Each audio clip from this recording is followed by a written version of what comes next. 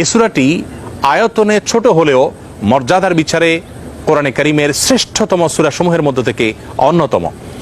নবী করিম সাল্লাল্লাহু আলাইহি সাল্লাম এক হাদিসে বলেছেন, ইন্নাহা লাতাআদিলু সুলসাল কোরআন, নিশ্চয়ই সূরা ইখলাস এটি মর্যাদার বিচারে এবং সওয়াবের দিক থেকে কোরআন কারীমের 1/3 বা 1/3 সমতুল্য। বুখারীর এক বর্ণনা থেকে বোঝা যায় নবী সাল্লাল্লাহু আলাইহি সাল্লাম সূরা ইখলাস একবার পাঠ করলে কোরআন কারীমের 1/3 তেলাওয়াত করার সমান সওয়াব পাওয়া যাবে, সেটি বলেছেন। এর উপর ভিত্তি করে অনেক উলামা ইকরাম বলেছেন, 3 বার যদি কেউ কুল হুয়াল্লাহ সূরা বা সূরা ইখলাস পাঠ করে তাহলে আল্লাহ রাব্বুল আলামিন তাকে গোটা কোরআন একবার পড়ে শেষ করার সমান সওয়াব দান করবেন। অন্য আরেকটি হাদিসে বর্ণিত হয়েছে, এক ব্যক্তি সূরা ইখলাস পাঠ করেছেন, নবী সাল্লাল্লাহু আলাইহি ওয়াসাল্লাম সে শুনতে পেয়ে তিনি বলেছেন ওয়াজাবাত, অর্থাৎ তার জন্য ওয়াজিব হয়ে গেছে।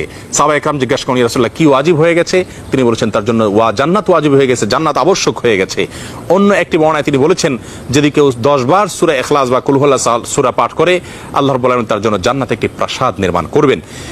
মসজিদে কুবার একজন ইমাম নিযুক্ত ছিলেন, যিনি প্রতি রাকাত ফরজ নামাজে সূরা ফাতিহা পাঠ করার পর যখন অন্য সূরা মেলানোর অপশন আসে তিনি প্রথমে সূরা ইখলাস পাঠ করেন, এরপর অন্য সূরা পড়েন।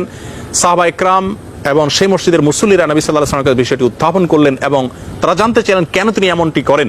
সূরা ইখলাস এটি তো প্রত্যেক রাকাতে পড়াটা বাধ্যতামূলক নয়, সূরা ফাতিহার পর তিনি নিয়মিত এটি কেন করেন? সেই ইমামকে ডেকে নবী সাল্লাল্লাহু আলাইহি ওয়াসাল্লাম জিজ্ঞাসা করলেন এর কারণ সম্পর্কে। তখন তিনি বলেন, ইয়া রাসূলুল্লাহ, আমি সূরাটাকে